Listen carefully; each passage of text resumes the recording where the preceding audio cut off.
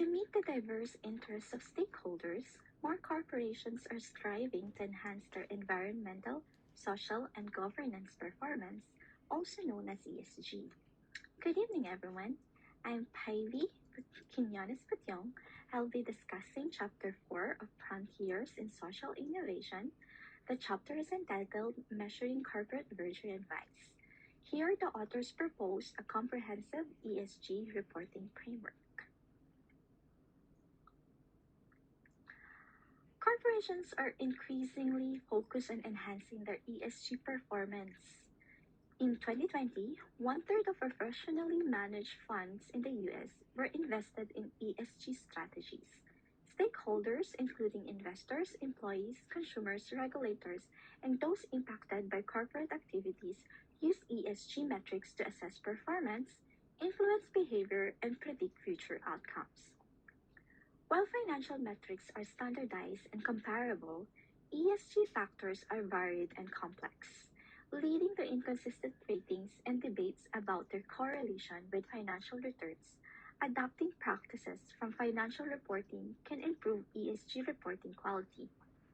To achieve this, the authors propose a comprehensive ESG reporting framework with three key components.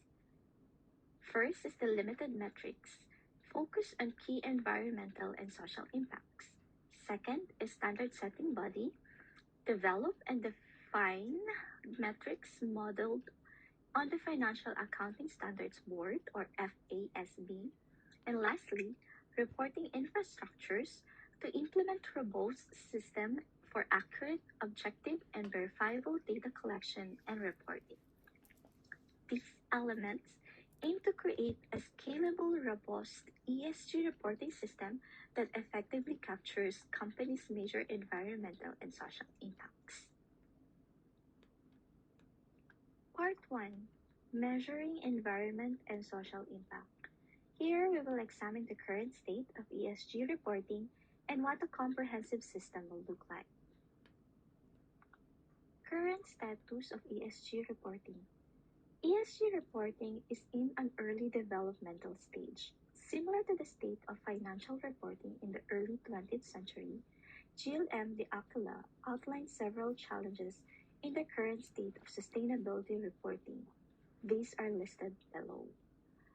Competing frameworks and standards designed for different audiences, lack of standardization of ESG metrics or performance indicators, measurement uncertainty.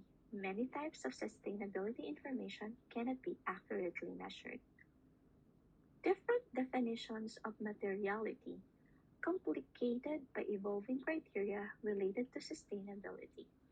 Inconsistent reporting methods, disclosures in the form of vague, non-specific boilerplate language, and lack of comparability of disclosures. Despite past disappointments, there are ongoing efforts to enhance ESG reporting. 5 major sustainability reporting agencies have agreed to collaborate on comprehensive reporting requirements. The IFRS Foundation has proposed a sustainability standards board to focus on financially material climate risk and potentially expand to broader environmental issues and double materiality. The World Economic Forum, with the Big Four accounting firms, suggests metrics that reflect both financial and pre-financial impacts as detailed in the report Measuring Stakeholder Capitalism. The International Federation of Accountants proposed an international sustainability standards board for consistent, reliable, and verifiable reporting relevant to enterprise value and sustainable development. Harvard's Impact Weighted Accounts Initiative aims to establish measurable environmental and social factors, emphasizing a company's true value includes external costs and benefits. Finally, a paper by Ben Smith and Brad Cooper highlights strong investor interest in reliable impact reports from green bond funds.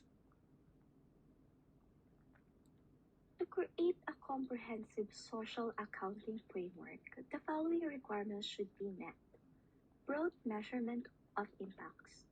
The framework must extend beyond financial value to measure a company's material effects on the economy, environment, and people, including both positive and negative impacts on all stakeholders. Timely reporting. Information should be reported promptly.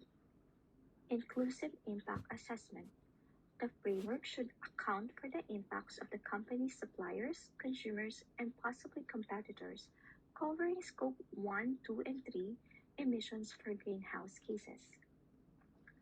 Accurate, valid, and reliable indicators. Indicators must precisely measure relevant variables, accurately reflect the effects of interest, and remain consistent over time. Objective and verifiable information. Data must be objective and verifiable, allowing auditors, regulators, and other stakeholders to correct any material misreporting. Accessible information. The data should be accessible to a broad range of stakeholders, directly or through intermediaries. Consistent and adaptable standards. Reporting methods and metrics should be used consistently but be adaptable to new technologies and evolving standards, with prior metrics restated as needed. Comparability. It must be possible to compare impacts across different companies and sectors meaningfully. Monetizable measurements. Ideally, indicators should be monetizable or at least reducible to a common metric to facilitate comparison and understand trade-offs among stakeholders' goals. And lastly, independent standard setting. Standards should be established by an organization independent of political and industry pressures.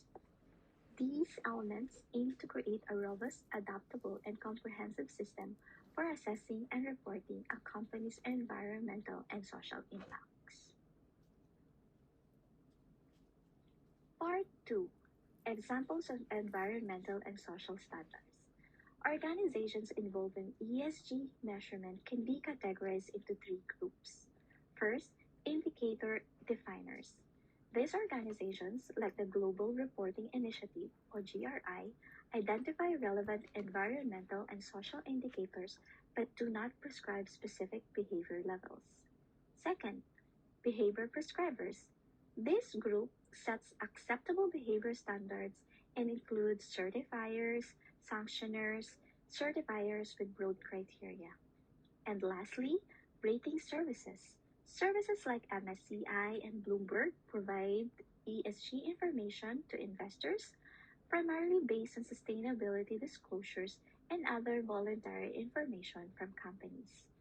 The next topic focuses on the first two categories to understand the scope and limitations of the primary data used in the reports. Greenhouse gas emissions and other environmental impacts. Current approaches to environmental metrics focus on a corporation's impact on ecosystems, particularly through greenhouse gas, or GHG, emissions. GHGs are universally recognized as major contributors to global warming, leading to the development of standardized outcome indicators. Greenhouse Gas Protocol. This standard, developed through multi-stakeholder collaboration, provides a methodology for comprehensive GHG emission disclosure categorized into Scope 1, 2, and 3. Scope 1. Direct emissions from owned or controlled sources. Scope 2. Indirect emissions from purchased energy. And Scope 3. Indirect emissions from a company's value chain, including suppliers, consumers, and others. Standardization and comparability. The Greenhouse Gas Protocol includes peer-reviewed tools for estimating emissions, promoting objective, transparent, and comparable disclosures. This standardization aids in tracking progress and comparing emissions across sectors. Future emissions and governance.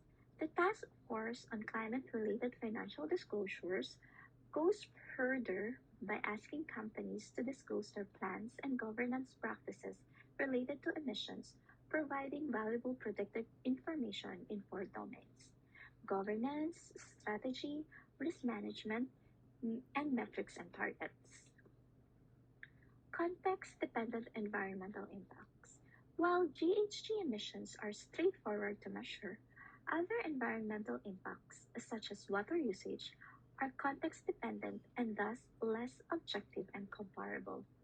By addressing these aspects, the framework aims to provide a robust system for assessing and reporting a company's environmental impacts. Occupational health and safety. Workplace safety provisions are integral to ESG standards. Key examples include SA 8000 standard. Companies must ensure a safe and healthy work environment, taking effective steps to prevent health and safety incidents and occupational injuries. I should minimize or eliminate hazard based on industry-specific safety knowledge. GRI Standard 403 on Occupational Health and Safety requires companies to disclose implementation of an occupational health and safety management system, processes for identifying and minimizing work-related hazards, worker participation in developing and evaluating safe systems, safety training provided to workers, measures to prevent and mitigate safety impacts in business relationships, example, suppliers, coverage of employees under safety management system. It also focuses on outcomes, requiring reports on work-related injuries, fatalities, and high consequent injuries. Comparison to OSHA or OSHA. GRI disclosures are similar to reports required by OSHA in the US, allowing comparison of fatalities and injuries across companies and industries by relating them to the hours worked. Monetization of workplace injuries. Workplace injuries and fatalities can be monetized through workers' compensation schemes and measures like quality adjusted life years and disability adjusted life years. These provide a monetary value based on the severity and impact of injuries, reflecting people's willingness to pay to avoid health and safety risks. Workplace safety metrics fit well within ESG frameworks as they are auditable, comparable, and monetizable, potentially extendable to include a company's supply chain despite assurance difficulties. Child labor. GRI Standard 408 defines a child as anyone under 15 or below the compulsory schooling age, whichever is higher. It emphasized that abolishing child labor is a major principle of human rights and is legislated in almost all countries. SA 8000 standard prohibits the use of child labor, stating that childhood should focus on education and development. It argues that child labor hinders children's chances of becoming productive adults and perpetuates poverty and social inequality. It requires companies to prevent children from hazardous situations and implement procedures for verifying age and remediating child labor. Procedural requirements. Companies must report on operations and suppliers at significant risk for child labor incidents and measures taken to abolish child labor effectively. Outcomes and comparability. Incidents of child labor are auditable and comparable across companies. Efforts exist to monetize the cost of child labor, considering the future productive capacity gained from education and health improvements.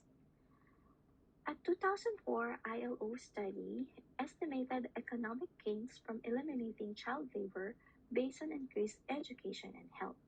Costs of child labor vary by country, suggesting the feasibility of region-specific cost estimates for social accounting purposes.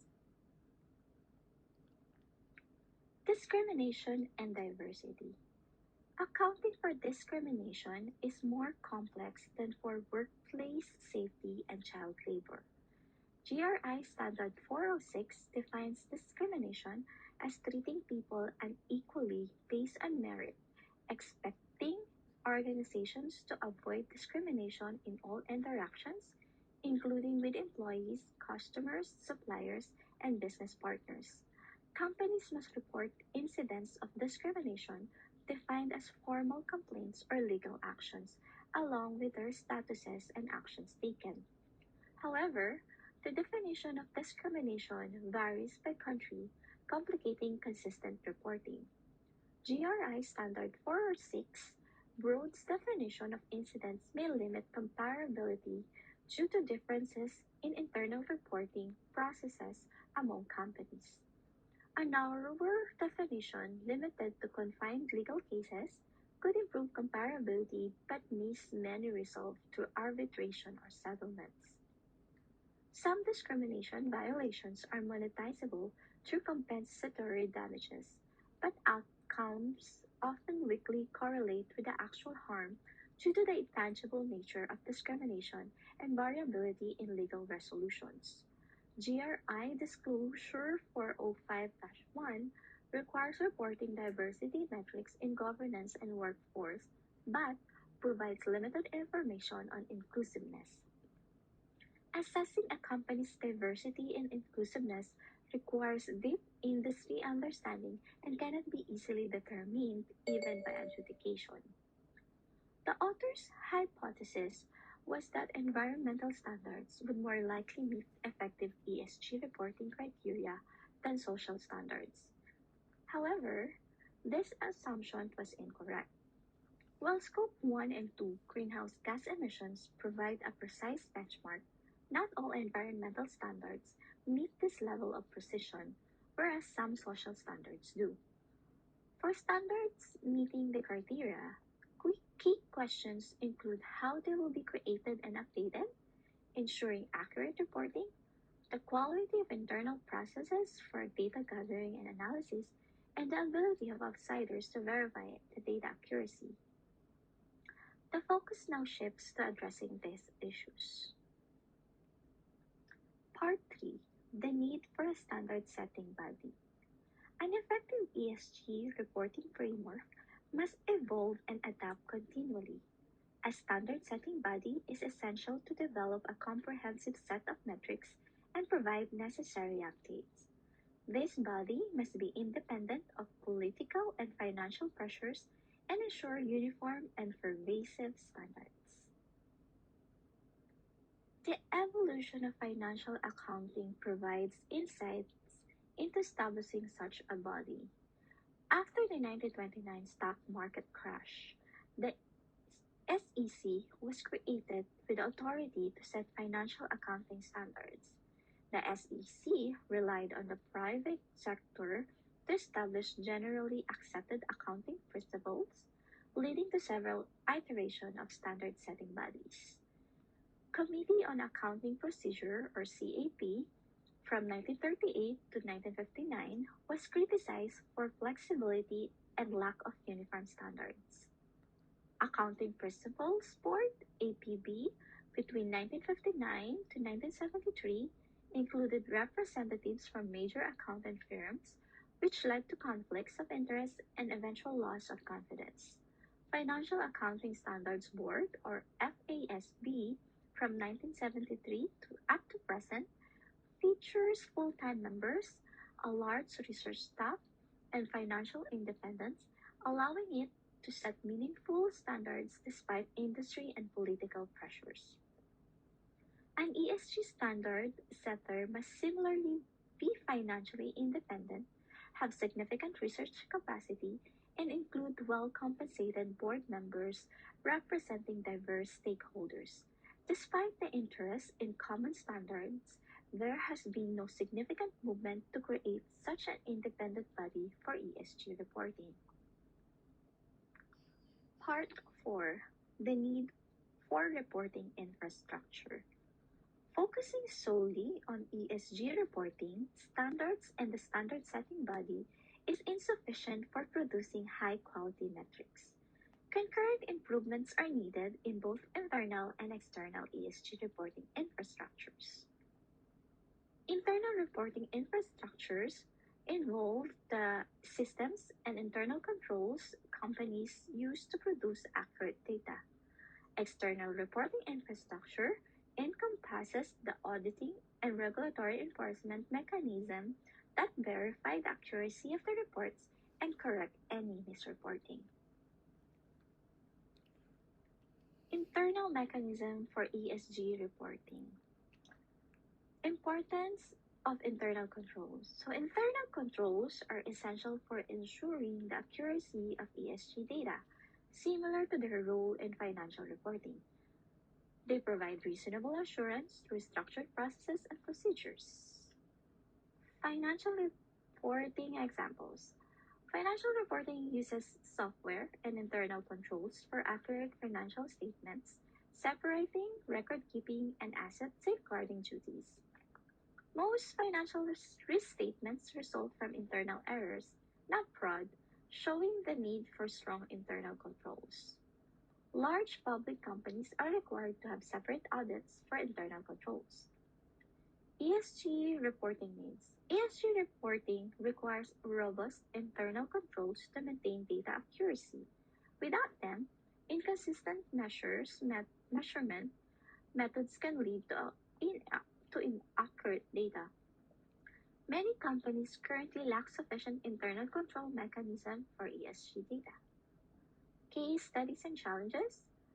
Compliance with the conflict minerals reporting under Section 1502 of the Dodd-Frank Act revealed significant challenges due to poor internal controls. Reporting the ratio of median employee pay to CEO pay under Section 953B of the Dodd-Frank Act exposed inadequacies in internal data systems for ESG analysis. Some potential solutions. Technology like reporting software and blockchain could improve ESG internal reporting system, increasing accuracy and quality, though they rely on good input data. External mechanism for ESG reporting. Auditing and regulatory enforcement. Auditing. So properly conducted audits can improve the quality of reported information. However, ESG audits often lack the quality of financial audits due to varying standards, reputations, and training of ESG accounting firms. Challenges. Weak internal data systems compromise external audits. This leads to limited assurance audits in ESG reports, providing lower standards of assurance compared to financial audits. Regulatory enforcement. Importance. So regulatory sanctions enforce adherence to reporting standards. Effective enforcement depends on the strength of local regulatory practices. Example, the unification of financial reporting standards in Europe with IFRS showed benefits depending on each country's regulatory enforcement strength.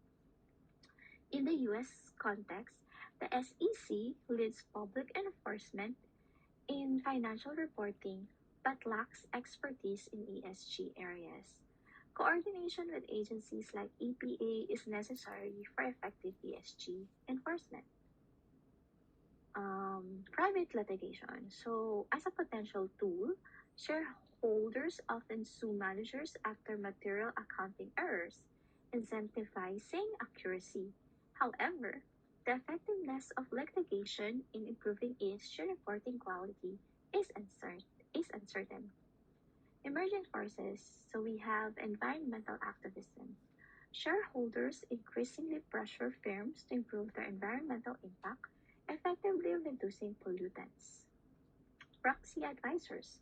Institutions like Institutional Shareholder Services or ISS issue sustainability proxy voting guidelines, influencing institutional investors' decisions. By improving both auditing standards and regulatory enforcement, and leveraging emerging forces like environmental activism and proxy advisors, the quality of ESG reporting can be significantly enhanced. This presentation highlights the uncertain correlation between a company's ESG metrics and its financial value, as well as the weak correlation among ratings services. It is largely due to inconsistent data quality. The diverse nature of ESG metrics means they will never match the accuracy, validity, reliability, and comparability of financial metrics. However, efforts to improve these metrics show growing interest in their role as indicators of both financial performance and impact on people and the planet. Despite imperfections, it is sensible to use the more mature metrics while working to improve others. Achieving comprehensive integration of ESG metrics is aspirational. The chapter emphasizes the necessity of an independent standard setter to update metrics and strong reporting infrastructure to ensure compliance and accuracy. These elements are crucial for a robust and reliable ESG framework. This concludes the presentation. Thank you.